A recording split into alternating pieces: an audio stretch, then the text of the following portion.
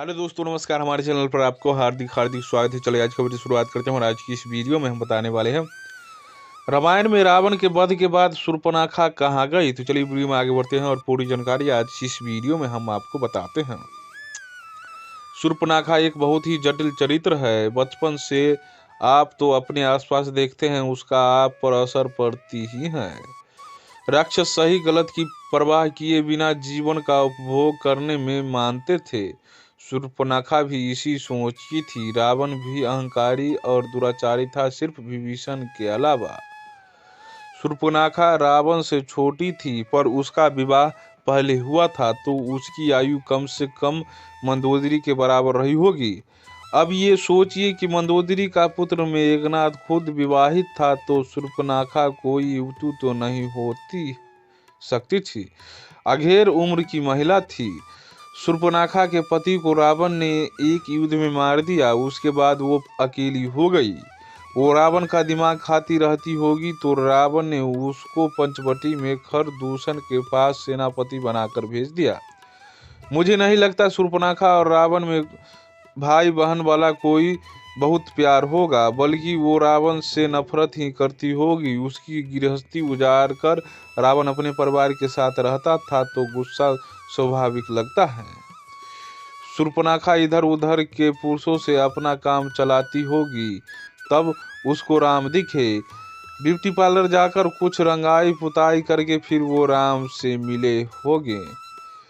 आजकल की कई नारीवादी शूर्पणखा की तरफ से बोलने लगे हैं कि उसकी क्या गलती है, उसको राम अच्छे लगे तो उसने प्रेम निवेदन कर दिया। अंग्रेजी कोरा में तो एक लेखिका इस पर इतना भड़क जाती है कि मुझे शक था कि कहीं ये शूर्पणखा का पुनर्जन्म तो नहीं है। कंबर रामायण में लिखा है कि जब राम ने पूछा कि तुम कौन हो, तब उसने कहा, मैं काम बलडीरी हूँ। इस नाम से ही मतलब समझ आता है। जब राम ने उससे कहा कि मेरी तो शादी हो गई है, पर लक्ष्मण अकेले हैं, तो तुरंत उनके पास चली गई। प्रेम की एक निष्ठा होती है, कमिटमेंट होता है। ये तो सिर्फ शारीरिक सुख चाहती थी, प्रेम वगैरह कुछ नहीं चाहती थी। राम से प्रेम होता तो तुरंत लक्ष्मण के पास न पहुंच जाती। अब कुछ लोग ये भी बोल सकते हैं कि एक विवाहित पुरुष से शारीरिक संबंध ही तो चाहती थी, तो क्या हुआ? ऐसे तो क्या हुआ का कोई जवाब नहीं होता। जेएनयू में देश विरोधी नारे के इल्जाम में रवीश कुमार भी यही कहता था कि नारे ही तो लगे हैं, तो क्या हुआ? वो लक्ष्मण के पास पहुंच गई, फिर उनके मना करने पर उसको माता सीता दिखी। फिर सीता को मारने दौड़ी तो नाक कान काट दिए गए। उसको पता था सुंदर स्त्रियां रावण की कमजोरी है।